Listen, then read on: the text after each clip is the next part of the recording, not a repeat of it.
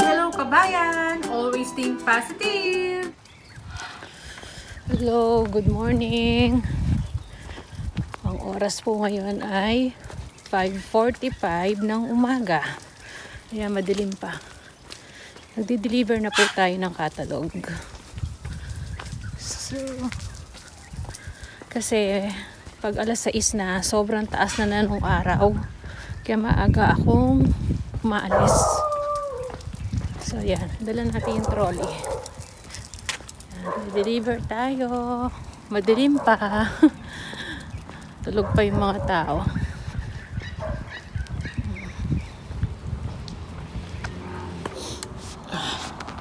So yan, maliwanag na. Medyo lumiwanag na siya kasi alas 6 na. Diba?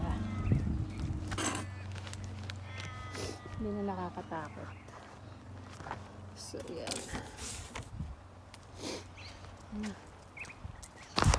Hangin pa rin. Medyo shaky yung ating yung ating video kasi iba yung gamit kong cellphone. Hindi yung isa. Yung isa kasi kahit na hawak ko lang, hindi siya shaky dahil nga parang nakaano ka na rin, nakagimbal dun sa isang iPhone. Ito kasi lumang cellphone ko to eh. Siya yung dinadala ko. So yan. At least na yung maliwanag na. O diba? Para maaga tayong matapos. Makapaglinis pa tayo sa bahay. So mamayang hapon naman tutuloy namin yung kalahati. Bali itong kalahating area ko ang tatapusin ko muna. Ayan. Yan o, ang dami ko pandala.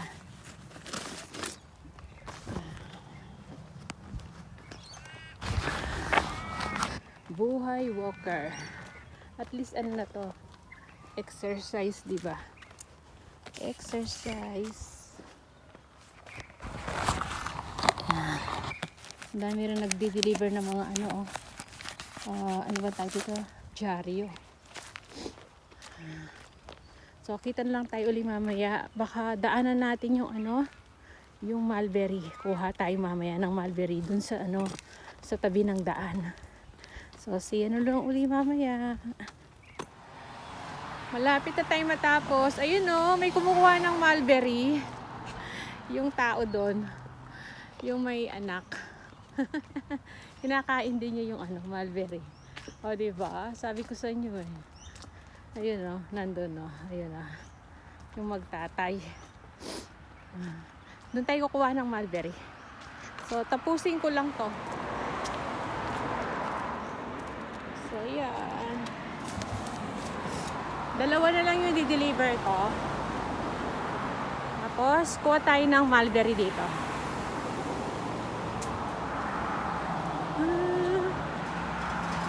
Last na to. Tapos na. Yehey. So, ito yung mulberry, Ito yung kinukuhanan ko dati. Yun na yun. Diba? Ayan, Ayan, black na sila, Ang dami. Ayan,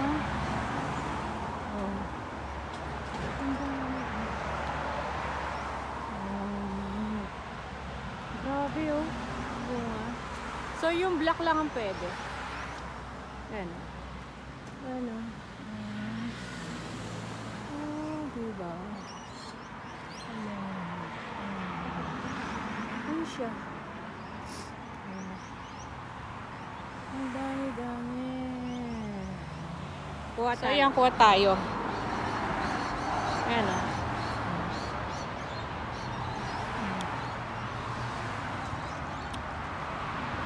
Matamis siya.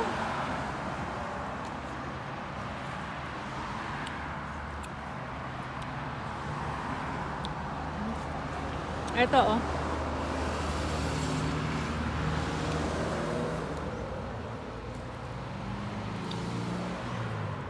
Alisin na natin yung ano natin. Gloves. Baka malagyan pa.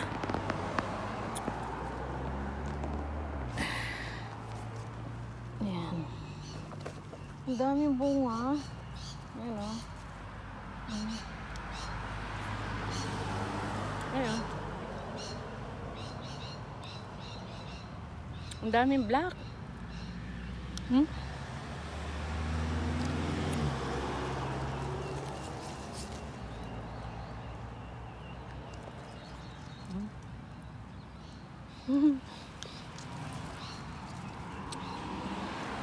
Yan o.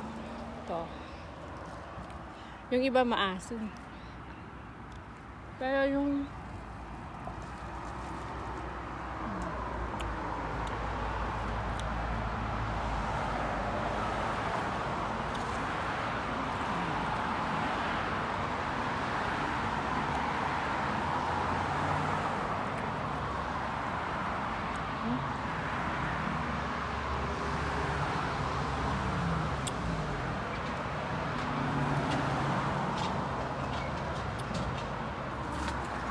kulay black pa. Ang dami ko nadaanan ng mga mulberry. Pero dito lang yung libre. Naiya ang kumuha dun sa mga iba eh. Ito sanay na kumuha rito. Tabi lang siya ng daan.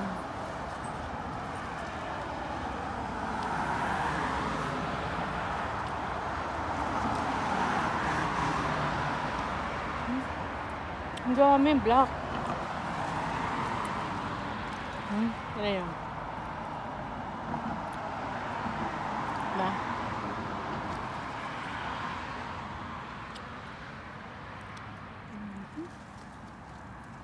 Ayun.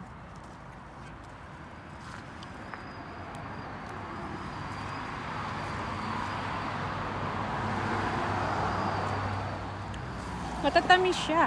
Ayan o.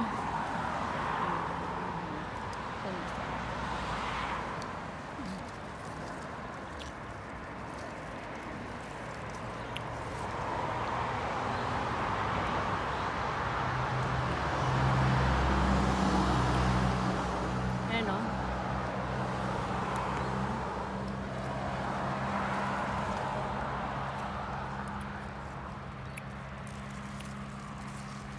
Okay na to. Uwi na tayo. Ano lang tayo? Dami oh. Kulay black. Dami.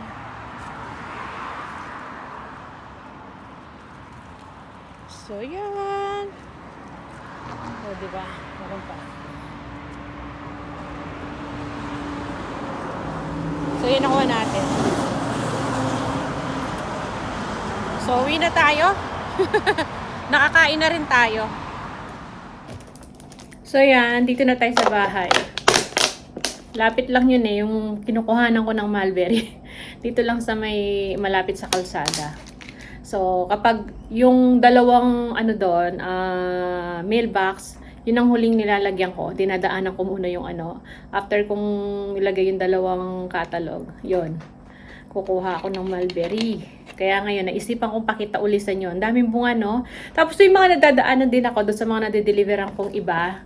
Nasa tapat lang ng bahay nila. Nahiya naman akong kumuha. Mas malalaki yung bunga noon. Tapos sobrang, black na sila. So nalalaglag lang. Pero kung may tao naman, siguro, hingi ako. Kaya lang nahiya ako kasi nasa harapan ng bako nila. Yun naman, libre yun dahil nasa tabi lang naman siya ng kalsada. Yeah, magliligpit-ligpit tayo nito. Tapos, di ba ako nag-almusal? Uminom lang ako ng kanina, barley, maligam-gam na tubig. So, mag-almusal tayo ngayon. May luto akong pansit kagabi eh. May tira pang konti, tapos meron tayong, ano ba yon, yung garlic bread, tama ba? Oo, garlic bread. Yon, init natin. So, ang mga gawain lang naman natin ngayon, hindi na ako magluluto kasi dahil meron pang tirang ulam. Sabi ni Mr. uuwi daw siya, dito siya manananghalian. And then si panganay naman 1 o'clock pa yung kanyang uwi. So, umalis na siya kaninang 6 eh. Tapos si, Bunso, bukas pa yung trabaho niya. 1 PM naman siya. So, tanghali yung kanyang, pasok. So, yun, almusal muna. Tapos, ang gagawin ko lang naman dito, maglilinis-linis ng konti. And then, kailangan ko ng magligpit-ligpit pala. So, yung para hindi tayo mabigla, sabi ni Mister, umpisahan ko ng magligpit-ligpit ng mga gamit natin. Umpisahan ko yun sa kwarto, alisin ko na yung mga damit nandun sa may yung parang lagayan nilang damit doon na plastic na cabinet. Itatapon na yun eh. So, ilalagay ko na sa container daw. Para nakaayos na ba? Kasi yan, konting kembot na lang talaga yan, makakalipat na tayo ng bahay. So, yun ang update ko sa inyo. Papakita ko na lang sa inyo kapag pinatawag na kami, kapag yung inspection daw. So, titignan natin. Kasi bago kami lilipat sa bahay, pa namin, may inspection. So, yun. Titignan natin kung lahat ay naikabit lahat yung nasa plano ng bahay. Yun.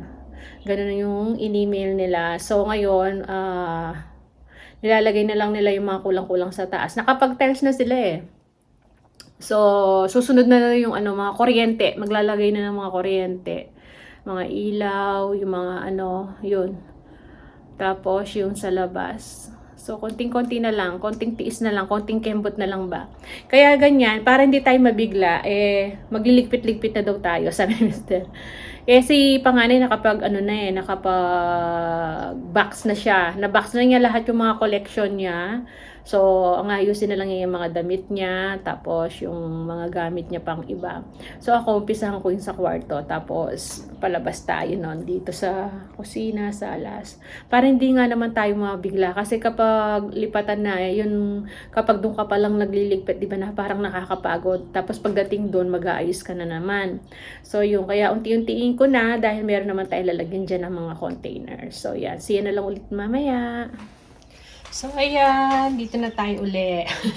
Nagwalis lang ako doon sa labas kasi ang daming kalat doon sa sa hagdanan. 'Di ba nung isang araw kasi malakas ang hangin tsaka yung ulan. So, yun ang gagaling to sa 3rd floor na hagdanan. Pumupunta dito sa amin, dito sa 2nd floor. So, sino ba magwawalis doon kundi ako? Kasi pumupunta lahat dito sa akin eh. Dito sa may terrace ko. So, ayun, winalisan ko na hanggang sa 1st floor, sa baba. So, nakapaglinis tayo ng di oras doon. Tapos yun, nagligpit-ligpit lang tayo dito. Nagugas na ako ng plato. So, yun. Ngayon pa lang ako mag-aalmusal. Ito yung aking aalmusalin. Medyo na naman to, mabigat-bigat na naman sa tiyan. So, late na naman ako kakain ng lunch natin yan. So, eto, ininit ko yung natitirang pansit. Yan, yung kagabi nagluto ako ng pansit, yan ang natitira.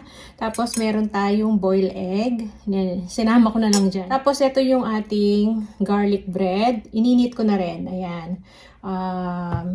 Natin siya. Anong tawag dito? Binake ko ng konti doon.